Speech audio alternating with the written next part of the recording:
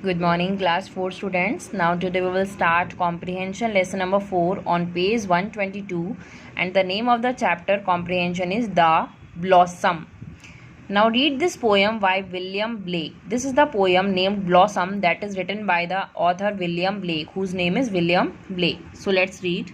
Mary, Mary Sparrow means happy sparrow. Sparrow is the name of a bird.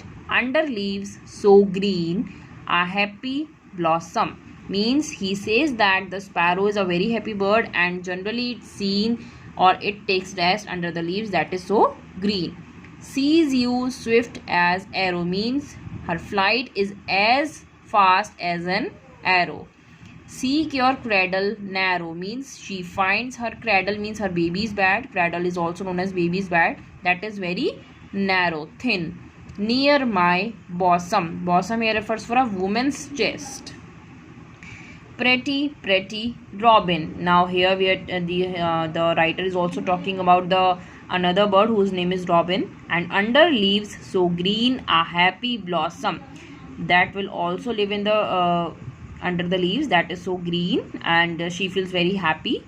And hears you sobbing, sobbing, pretty, pretty robin near my bosom.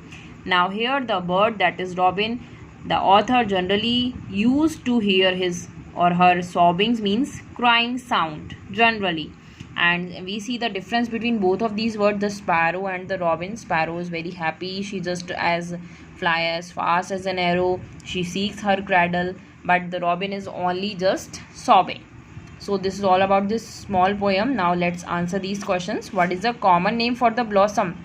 So the answer is the common name for the blossom is flower. Just write these answers in your book only with the help of pencil. Where is the blossom? The blossom is under green leaves. What does the blossom hear? The blossom hears the pretty robin sobbing.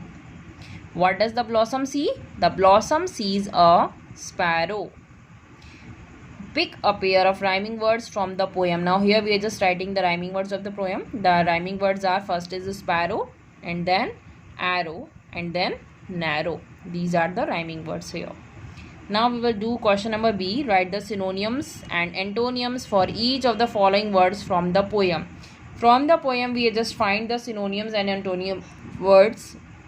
First word is stopping. So just write down S for synonym and A for antonym and write it here in the only with the help of pencil. Antonym of sobbing is laughing and synonym is weeping. Synonym means same word and antonym means opposite word. Second word is swift. Synonym is fast and antonym is slow. Third word is pretty. Synonym means lovely and antonym is unattractive, that is not beautiful. Fourth word is under. Under means beneath, it is synonym and opposite antonym is above. Fifth word is merry. Merry synonym is happy and its antonym is miserable.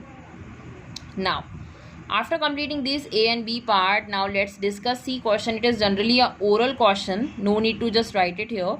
Nature gives us various gifts, many of which we take for granted. Means nature have given so many gifts to us on our mother earth, and just participate in a class discussion on the goodness of nature and how in return it is our duty to preserve it.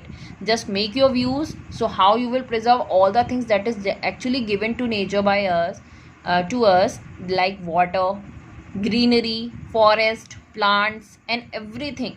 So how we will save it, how we will protect it as a gift of nature for our future generations, so that everyone should having the plenty of use of these natural resources and how we should preserve them. This is the oral question, so just make your views and just discuss at your home along with the brother and sister and along with your parents also. So just to understand this question. Okay, now you just only note down A part and B part in your book with the help of pencil and complete this comprehension. Keep learning. Thank you, class.